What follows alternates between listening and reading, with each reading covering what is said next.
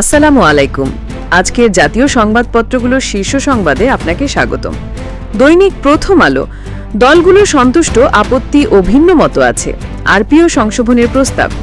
ইউনুস আনোয়ার বৈঠক, দুই দেশের সম্পর্ক গভীর করার প্রত্যয়। দৈনিক বাংলাদেশ প্রতিদিন, নির্বাচন ঠেকাতে নানা ষড়যন্ত্র। মালয়েশিয়া প্রধান উপদেষ্টা, ফেব্রুয়ারিতে নির্বাচনের জন্য আমরা প্রস্তুত।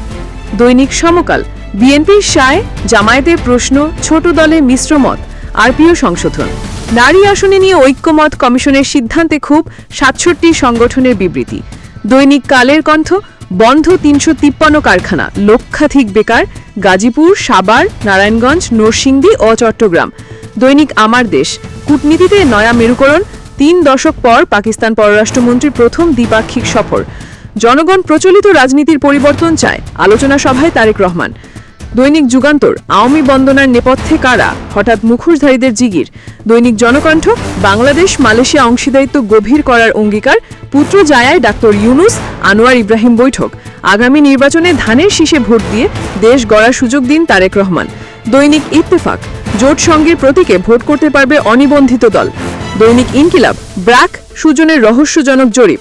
সংসদে আওয়ামী লীগের প্রতিনিধিত্ব নিশ্চিতে পিআর আনতে চাচ্ছে। আমরা নির্বাচনের জন্য প্রস্তুত, ডক্টর ইউনুস। দৈনিক মানব জমিন, নির্বাচন নিয়ে যে শঙ্কা দেখেছে বিএনপি। ঢুকছে বিমান, 1 মাসের ত্রুটি কবলে 9 উড়োজাহাজ।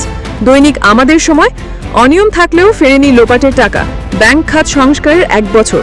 দৈনিক নয়া দিগন্ত, ঢাকা পুত্রজার অংশীদারিত্ব গভীর করার অঙ্গীকার, ইউনুস আনোয়ার বৈঠক।